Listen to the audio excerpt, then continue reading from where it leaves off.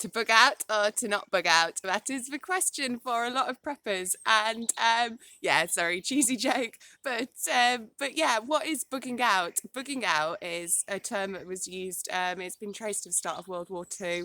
And it was a term that was used to kind of be like, when something bad happens, all the bugs will disappear. I'm assuming if the mobsters at the time or whatever hadn't coined the term ratting out as something totally different, then that might be the term. And it's like, the rats leaving a sinking ship sort of thing. So bugging out is something that a lot of preppers talk about. But I kind of see quite a few problems with it because the UK is such a small area for a start.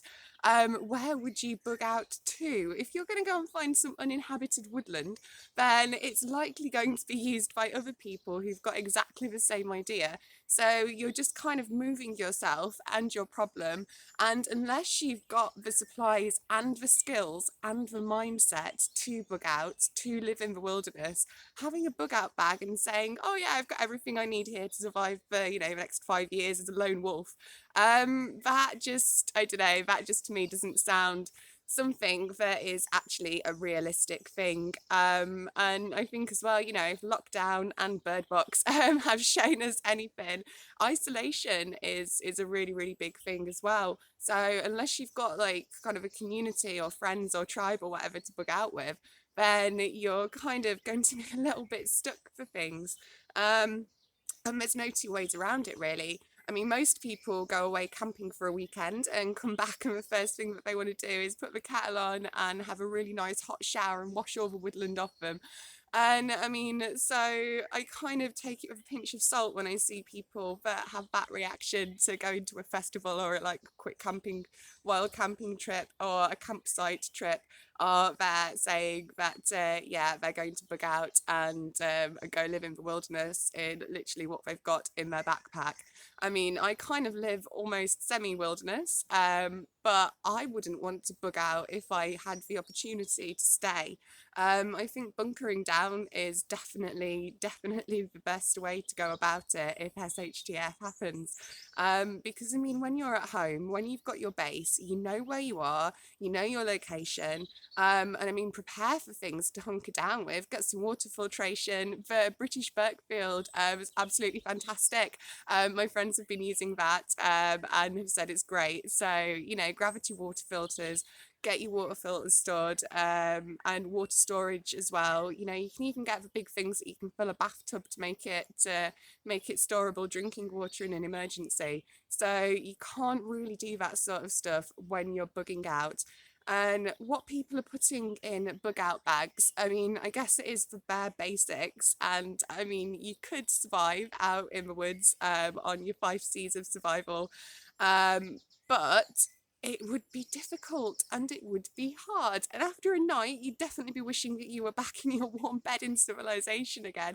And so, yeah, I kind of, it's good, but the only time that I could ever conceivably kind of imagine needing or wanting to bug out would be if there was some sort of like biochemical or nuclear disaster that literally makes the air outside unsafe to breathe and it is not like possible to exist in that area.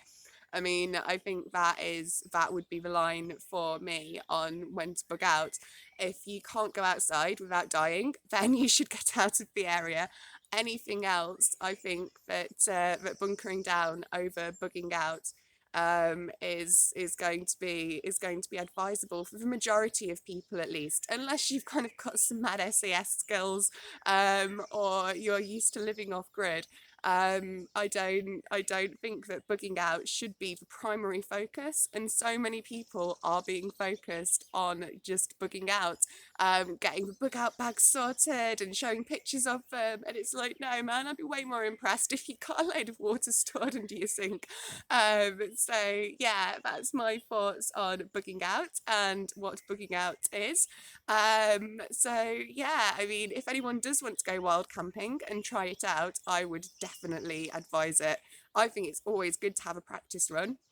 And I mean, if you're going to bug out, I would definitely advise getting your bug out bag and just going and doing it and seeing how you do, because you'll definitely be like, oh, I wish I brought this, or like, why didn't I bring that with me? And then you'll be able to put them in. So you've got your bug out bag will be sorted. But yeah, always do a practice run for everything. And wild camping is brilliant and great fun.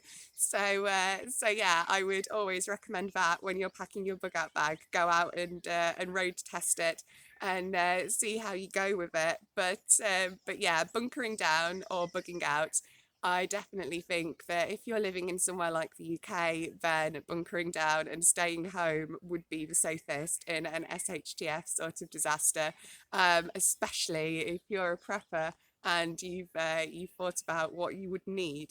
And again, with lockdown, I think that's brought that into quite a modern context for people. So people genuinely do have a little bit more of an idea what they would need to be locked in their house for 3 months nowadays, which is a crazy situation and is a situation that lots of people have been preparing for.